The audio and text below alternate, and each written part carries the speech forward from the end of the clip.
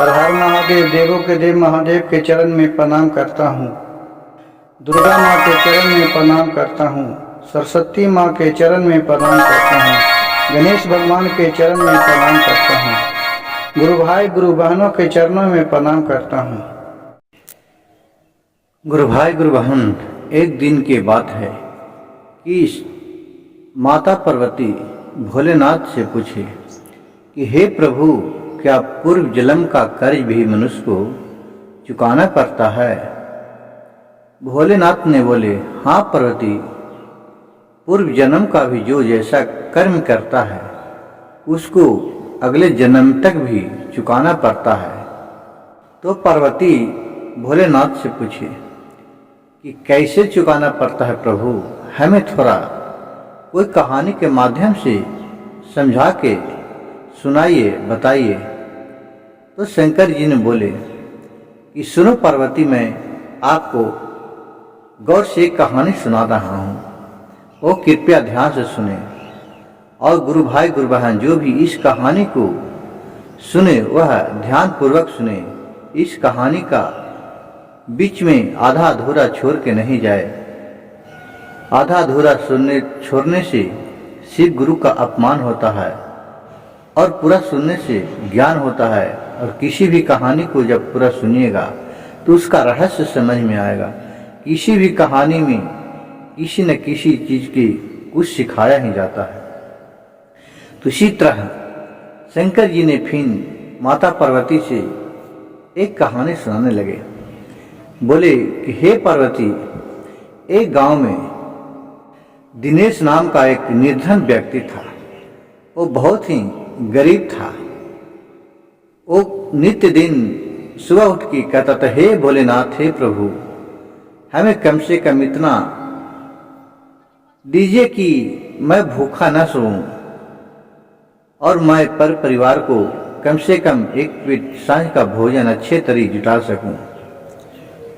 जब हमारे कृपा हुआ तो उसको उसी तरह दिन प्रतिदिन उसका दुख दूर हुआ और सुख का नजदीक आने लगा, कमाने लगा। जब देखिए मनुष्य का जितना ही पैसा धन दौलत बढ़ता है उसके पास उतना ही लोभ भी बढ़ जाता है। जब लोभ बढ़ जाता है तो ही दुख का कारण बन जाता है। वो मनुष्य के पास कुछ नहीं था तो नित्य दिन वो पूजा पाठ में ध्यान लगाता था, भोलेनाथ को याद करता था। जब उसके पास धीरे धीरे संपत्ति होने लगा, पैसा होने लगा, तो अब उसको 1 से 2 बढ़ाने के लिए वो रात दिन उसी में लगा रहता था कि किस तरह के झूठ बोल के, चाहे सच बोल के किसी को इधर उधर लड़वा के और पैसा इकट्ठा करे। और वो बहुत ही दिखावा में ऊपर से साधु संत को और किसी को बहुत मदद करना चाहता था, बहुत मदद करता था, बोलचाल में बहुत हिलल मिलल रहता था। लेकिन उसका जो मन का अंदर का लोभ था वो बहुत ही आगे बढ़ते गया दिन प्रतिदिन।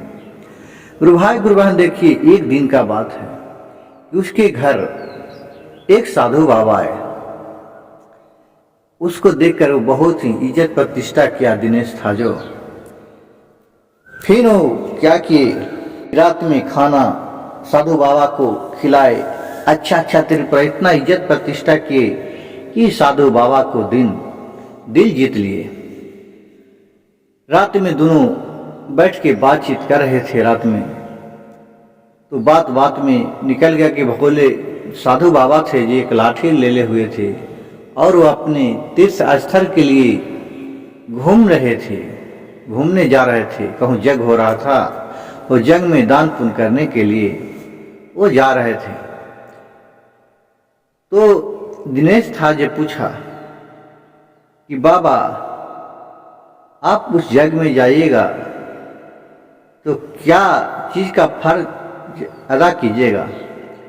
तो बाबा बोले कि देखो, इसमें जितना भी वहाँ कम से कम कुछ नहीं तो जितना गैस जलेगा, गैस टंकी जो खाना पकाया जाता है उसका खर्चा मैं उठा लूँगा। वो दिनेश के मन में आया कि ये तो एक आवारा साधु है, ये इतना खर्चा कहाँ से उठाएगा। वो बोला कि बाबा आप तो एक साधु हैं, महात्मा हैं, तो आप कहाँ से इतना खर्चा उठाइएगा, गैस टंकी में तनिश लगेगा, कम से कम लाखों 2 लाख रुपया लगेगा। बोले साधु बाबा कि हाँ बच्चा तो ठीक कहता है, लेकिन उसके लिए हमको चिंता नहीं करना है, क्योंकि जो मैं लाठी लिए हुए हैं, ये लाठी ऊपर से ठीक है, लेकिन इसका नीचे अंदर में खोल है और उसमें सोना का रुपया भरा हुआ है। इस सोने के रुपया को मैं बेच के और सारी खर्चा उठा लूंगा, जितना भी गैस जलेगा। यह बात सुनकर वो दिनेश के मन में लालच भर गया कि बाप ये तो कितना पैसा इसके पास है, ये तो झूठ नहीं न बोल रहा है। रात के बाबा को सुतने का इंतजार करने लगा। 12-1 रात बजा। बाबा को एक रूम में दे दिए, बाबा सो रहे। जो दिनेश था वो क्या किया कि गत्ते लाठी ला करके और इधर खोला तो देख रहा है कि सही में सोना का रुपया उसमें भरा हुआ है। क्या किया कि सोना का सारे रुपया निकाल के रख लिया और उसमें साधारण रुपया भर के और चला दे दिया बाबा को। फिर उसी जगह लाठी रख दिया। बाबा फिर सुबह में उठे, बाबा फिर चले गए, वहाँ गए, जग हुआ। जग में सारी अपना माथा पर बोझ ले लिए कि मैं जितना गैस जलेगा उसका खर्चा मैं दूंगा।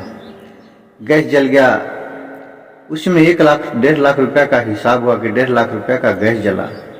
बाबा बोले ठीक है, मैं इसका पैसा देता हूँ। वो एक रूम में गए, वहाँ लाठी को खोले, लाठी में से पैसा निकालने लगे। बिटोरिया तो देख रहे ये तो साधारण पैसा है, जो मेरा सोना का पैसा था एक भी नहीं है। वो अचरज में पड़ गए, बार बार उसे देख रहे थे टोटो के कि हमें गलतफहमी नहीं ना हो रहा है, गलतफहमी नहीं ना हो रहा। लेकिन गुरु भाई गुरु बहन देखिए, पैसा तो पहले ही बदला चुका था, तो पैसा आवे कहाँ से। अब ये देखिए चिंता में पड़ गया कि अब करूँ क्या, अब तो हम मुंह दिखाने लायक नहीं रहूंगा। अब वहां से वो क्या किए कि उसी जगह एक खाट था, खाट में से रस्सी खोले, ऊपर सीलिंग में लटकाए और अपने आत्महत्या कर लिए, फांसी लगा के मर गए। 1 घंटा 2 घंटा हो गया, बाबा को लोग खोजने लगा। बाबा निकलिए निकलिए, नहीं निकले। देख रहे हैं केवाड़ी लगा हुआ है, केवाड़ी टोरा तो देख रहे हैं कि बाबा तो फांसी पे लटका हुए हैं। सब देख के रोने लगे, फिर अफसोस भी करने लगे। अब फिर गुरु भाई गुरु बहन देखिए कि जो बाबा मृत्यु हुए वो उसी का घर में, जो दिनेश का था उसका घर में पैदा ले लिया, उसका लड़का हो गए। कुछ दिन 2-4 दिन के 2-6 महीना के बाद उसके घर में लड़का के रूप में जन्म ले लिया। अब धीरे धीरे वो सियाना हो गया। दिनेश के पास तो किसी तरह का कमी रहे नहीं रहे, बहुत सा धन दौलत इकट्ठा कर लिया था सबके, किसी को झूठ बोल के बेईमानी करके इसके पास दौलत की कोई कमी नहीं रहे। लेकिन उसका लड़का पढ़ने जाता था, धीरे धीरे सियान हुआ। उसका विचार भी साधु की तरह रहने लगा। वो साधु की हेल्प बहुत करने लगा, गरीब दुखिया को जिस उस पर दया बहुत करने लगा। इस सब देख के उसका पिता था ये बहुत चिंतित में हो गया कि मेरे लड़का कैसा निकल रहा है, समझ में ना आ रहा। लेकिन करे का तो करे। गुरु भाई गुरु बहन देखिए कि माँ बाप है जो एक बेटे और बेटी के लिए लाचार पड़ जाता है, वो चाह कर भी कुछ नहीं कर पाता है।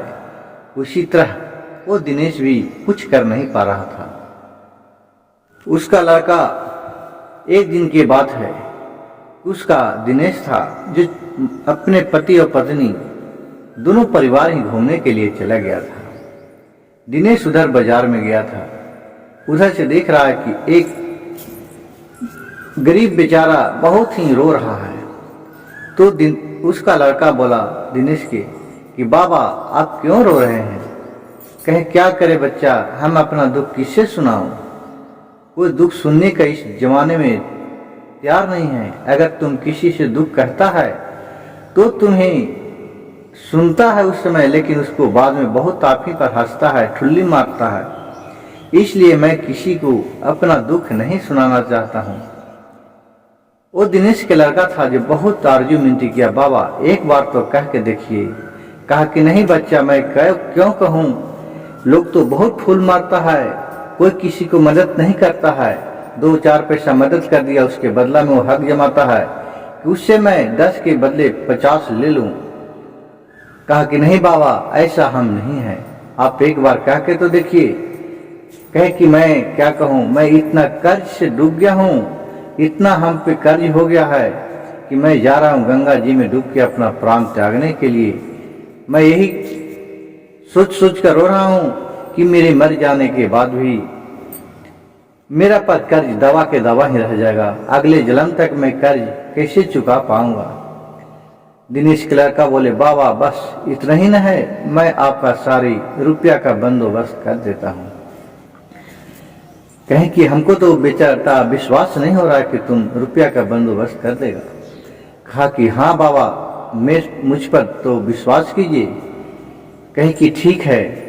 तो बाबा से बोले कि तुम कहाँ मिलेगा बाबा, आप बताइए। तो बाबा बोले कि देखो जो बाजार का वो दुकान है हलवाई का, वही दुकान पर मैं कल 10 बजे भेटूंगा। लड़का दिनेश के लड़का बोला ठीक है बाबा, मैं उस जगह पे आऊंगा। फिर दिनेश के लड़का घर गया, उसको पिताजी तो बाहर चल गया था। माँ वो घर का चाबी लिया, वहां दरवाजा खोला जहां पैसा रखा रहता था, उसका पिताजी माँ रखते थे। वहां दरवाजा खोला, वहां देख रहा है कि संदूक तो बस का है जिसमें ताला लगा हुआ है। एक हथौड़ा लाया, ताला को तोड़ दिया और वहां से देख रहा कि जो सोना का रुपया रखा था वो साधु बाबा से लेकर पूरा रुपया उसी को उसी उसका रखा हुआ है। वो पोटली उठाया और ले जाकर के वो बाबा को दे दिया। बाबा ने उसे पाकर उसे धन्यवाद दिया और फिर वहां से चले गए। गुरु भाई गुरु बहन, अब देखिए आगे की कहानी। जब दिनेश की आया उधर से लौट के तो देख रहा है कि मेरा जो पैसा था वो मेरा गायब है। वो अपने बेटा से पूछा, बेटा ने सारी कहानी कह के सुना दिया।